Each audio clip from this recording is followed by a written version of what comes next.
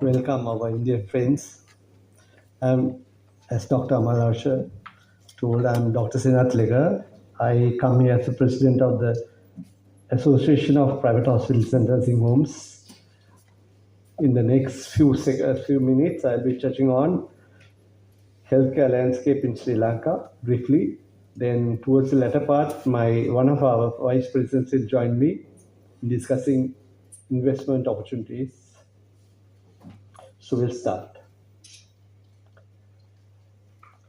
Now, Sri Lanka, as you know, we have a population of roughly about 22 million.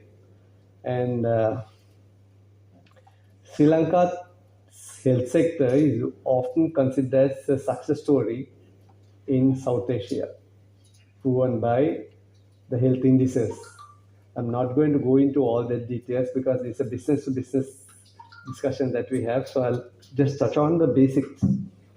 So if we consider the number of hospitals, we have about 657 government hospitals, according to the latest statistics. Then bed strength is about 90,000, whole of Sri Lanka. Now in the private sector, we have about more than 100 operators and about nearly 6,000, 7,000 beds.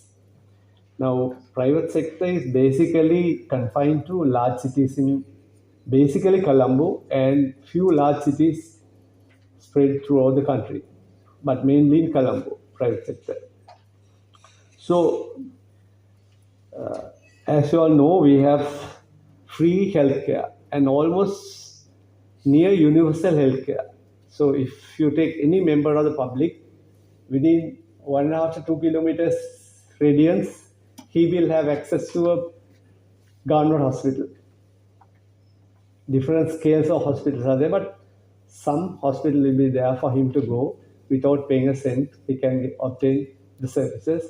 Then, if necessary, he will be sent to a higher level of care depending on his condition. So, free universal healthcare for all. This is provided by private sector and public sector. Private sector, which is actually doing a complementary role to the government sector, right? So, if you take the statistics, inward patients and outpatients, outpatients is actually shared by both sectors, private sector as well as public sector or the government sector. But inward it's different, as I told you, about 9,000 beds, about 90,000 beds are in the government sector.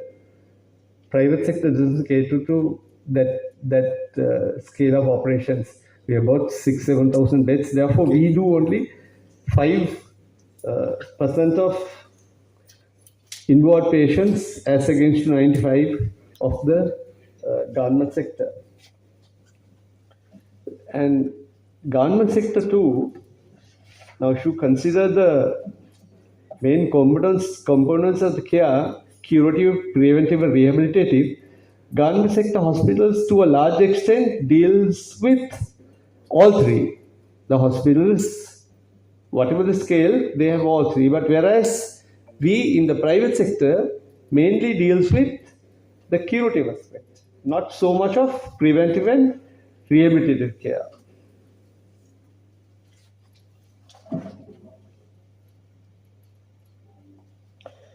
Then if you consider what I have achieved so far, as a country, we have a high literacy rate, somewhere around 92%.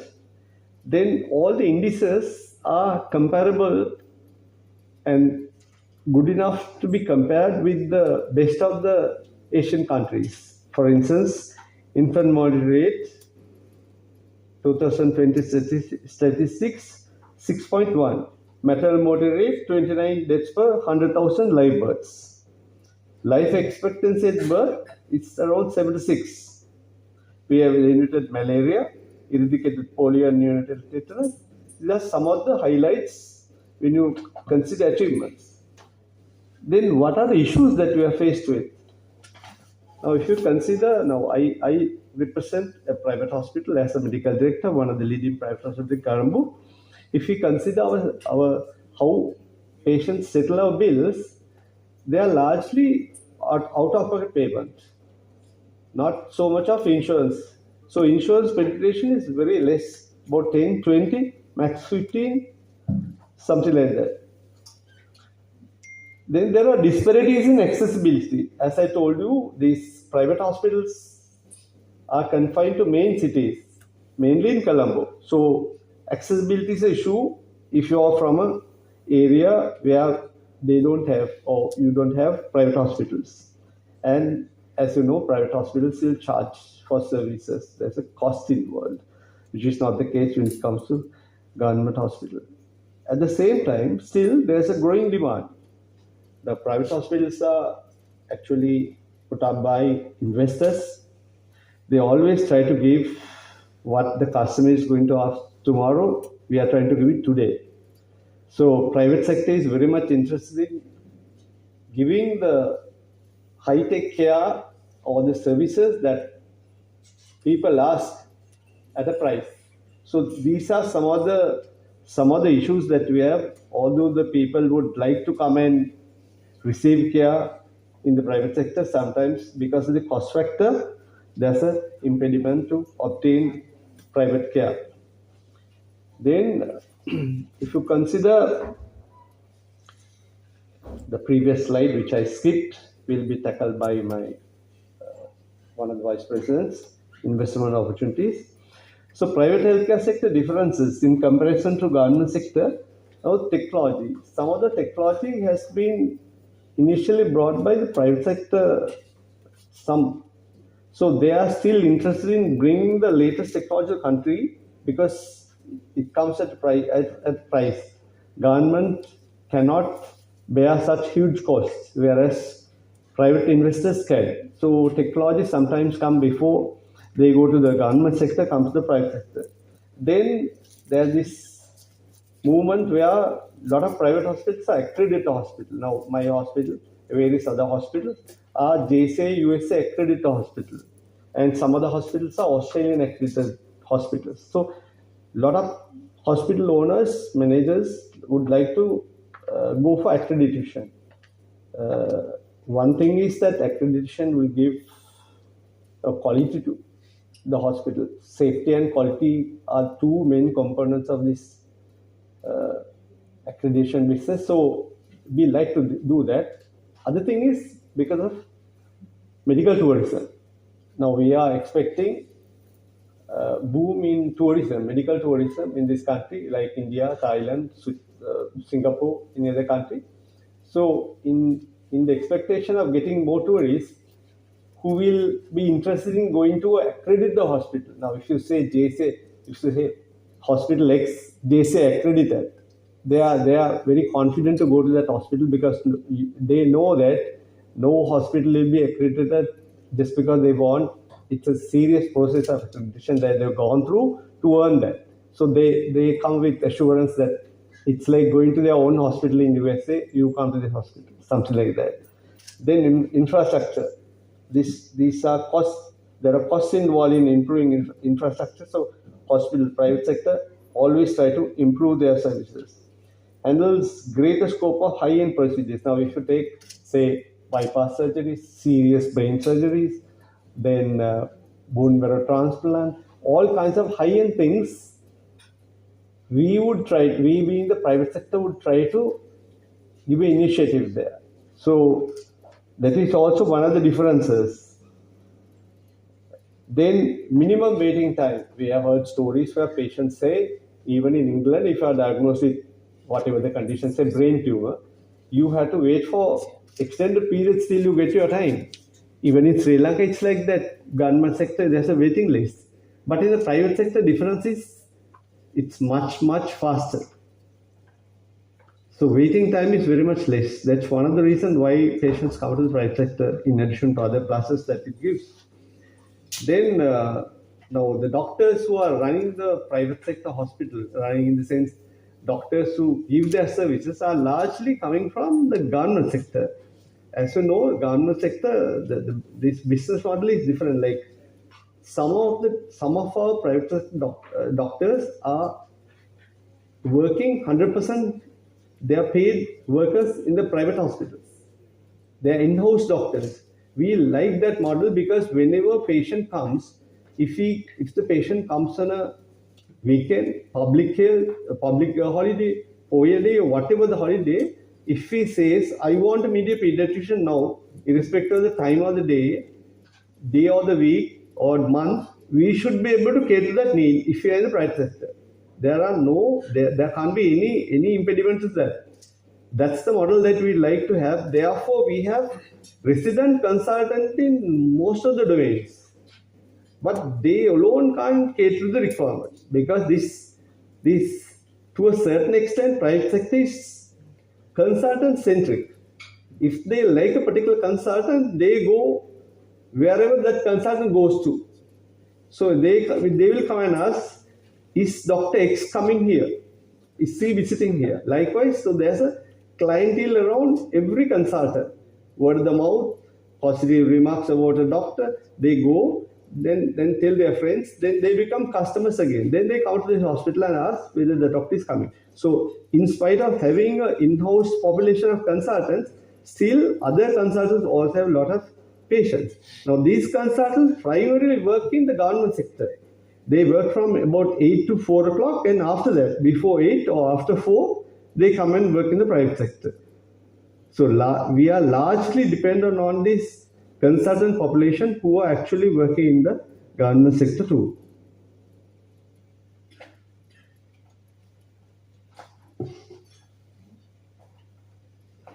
So there are two slides that I would like to invite our Vice President, Mr. Ravin Wickramasinghe, to touch on those areas.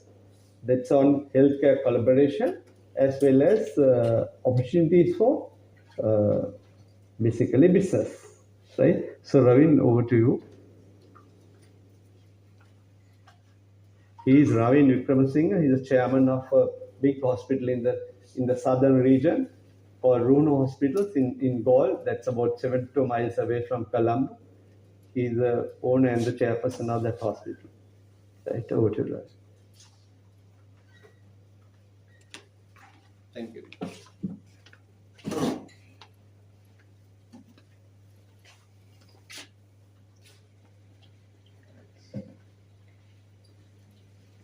Hi, good evening.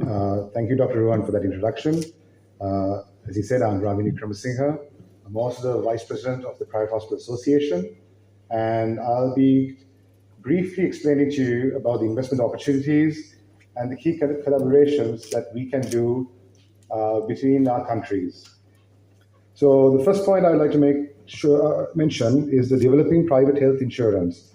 So recently, the association has about 3 hospitals which got together, and we did a small survey to find out how many of our inpatient bills are coming from insurance compared to cash. And that study, the conclusion was 30% are coming as cashless. That means the insurance company is paying directly to the hospital. There's another 30% which is on reimbursement basis. The patient pays the hospital and reimbursed from insurance. And last, that 40% is cash. So talking about opportunities, so we can see a significant opportunity in health insurance in Sri Lanka. And one of the main reasons when we go more into studies of this is most of the insurance companies, they want to focus on motor vehicle and fire and building because that's less claims for them. And what they do is, to the corporates, they sell the healthcare package as a supplementary to those other packages. So if there's an opportunity, my first advice is health insurance policies. Second point I would like to mention is enhancing primary health facilities. If you take 30 years ago, most of the people in Sri Lanka went to the government sector. And there have a few private practices, as we call it. Or back in the day, mom and pop medical hospitals or medical centers. 30 years later, now we have an MD program in family medicine. We have diplomas in family medicine. There's a lot of more medical officers in Sri Lanka who is focusing on giving primary care services. But what's really missing right now is that infrastructure. Those laboratories, those diagnostic services coming on with those primary centers. And sometimes even in the rural areas, with this new budget as well, what we saw was the government also wants to encourage more investment in the rural areas. So they want us to also develop the primary sector when it comes to healthcare. I bought this point on investing in the manufacturing of pharmaceuticals and medical devices, that's actually another big investment opportunity for Asian parties. 90% of procurement is done by the government sector, only 10% is done in the private sector. But that also leads to contract manufacturing. So there's a saline company in Sri Lanka which is prominent. They have a contract with the government sector, and they export also their producers to everywhere else. So a similar structure, because of the 90% of procurement comes from the government, it is an advantage. So you can have a contract and work with the rest of the world. Focusing on managing of non-communicable diseases like diabetes and hypertension. It also goes with that primary healthcare facilities concept. And also we see a lot of cardiac related problems happening in Sri Lanka. I think right now there is 2 more new cath labs coming in the private sector, which is going to increase to about 7 to 8 cath labs in Sri Lanka. And there are going to be more CABG centers also in the near future. Expanding on geriatric and palliative care services to cater to the rapidly aging population. There was a recent study done by the government. 12% of Sri Lankans are above the age of 60. So if you take a number, that's about 2 million, 2.2 million people. And that number is going to go to 6.6 million in 25 years. That's about 30% of our population will be in the aging category. I'm as being in the industry for the last 15 years, I do not think the Sri Lankan private sector or the government sector is ready to handle that amount. So and we see right now apartment complexes which are more geriatric care friendly. There are a couple of hospitals which are geriatric care friendly, but in the private sector, there are a few consultants I've seen in Sri Lanka, but that numbers will come up. But there is an opportunity in investment in geriatric care. When it comes to palliative care as well, in 2018, the framework was done for development. And there are 3 hospitals in Sri Lanka right now which are doing palliative care. But in the private sector, there is a handful of people who focus. Right. And some of the key opportunities, I think most of our Indian counterparts are here for that. So medical partnership and training programs, specialist hospitals. I think I spoke to Bali Hospital from Bali. And so definitely there are patients in Sri Lanka for inbound as well as outbound medical tourism that has to be focused on. And even when it comes to training programs, I recently saw there's a hospital which collaborated with RCD to do a robotic surgery. There's a consultant from India who is doing online lectures, or sometimes they come to Sri Lanka and doing lectures. I think that training program has to improve and increase. And this conference itself is a start. And more collaborative programs of this nature will improve the healthcare industry in Sri Lanka, as well as our relationships with one another. The Global Second Opinion Service, actually, I wanted to put this point up because 99% of our consultants come from the government sector. So they come from their internship program to registrar, senior registrar, so on and so forth. And after their senior registrar program, most of the people go to New Zealand, Australia, or England for higher studies. So these guys are world-class players in the industry. So we can utilize these services of them if there is, there's a shortage of consultants, maybe in India as well as the rest of the world, how we can get that global second opinion service concept going on. And of course, the collaboration to develop tertiary care services, IVF, robotic, cardiac suites, wellness brands, and much more. Just briefing on the association, as Dr. Ruan said, we have about 100 private hospitals, being close to 170 to 80 are in the association itself. So the association can be a great platform to connect these foreign hospitals who want to collaborate. We have corporate hospitals, we have first generation, second generation hospitals who are ready to expand. And for example, I come from one of the southern hospitals. We are looking at an IVF partner, we are looking at a CABG partner, and I know so many other of our members are looking at partnerships. So I think this platform hopefully creates more opportunity for all parties to create some great value for us. And of course, I mentioned health insurance development. We need to have a strategy on how we work with the hospitals. So Dr. Ruan has given me the Honored to work with the Institute of, the Insurance Association of Sri Lanka. We are in collaboration with them, but at the same time, I believe there's a lot of opportunity with Indian parties who are in the insurance sphere to come and directly work with the hospitals and see what we can do. And yeah, that's about it. Thank you so much. Pass it on to the next.